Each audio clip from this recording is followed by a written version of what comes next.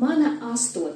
izaicinājuma diena. Gribu parunāt par saldumiem. Tuvojās svētki māmiņu diena. Un kam tu dod priekšroku? Ogām, augļiem vai kūkām? Šī man ir ļoti tuva tēma, jo arī es esmu īsta saldumīle. Un tieši tāpēc sapratu, cik ļoti cukurs ietekmē mūsu pašsajūtu.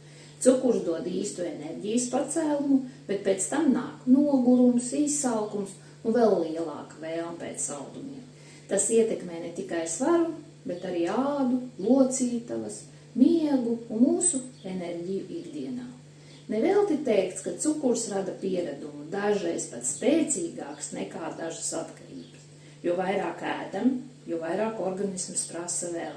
Tas kļūst par tādu kā apli aborto, bet labā ziņa visu var pamazām mainīt. Saldums var aizstāt ar augļiem, ogām vai paštaisītiem veselīgiem našķiem. Kad organisms attīrās, arī garšas sajūtas mainās un tik daudz cukura vairs neprasās.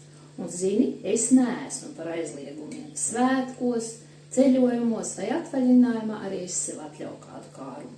Jo viss ir par līdzsvaru. Piemēram, šodien esmu uztaisījis no olbaltumvielu pulverīšu delicious, ļoti garšīgs ar mango garšu, sajaucu ar dabīgo jogurtu, pievienoju zemenītes un saldais gatavs.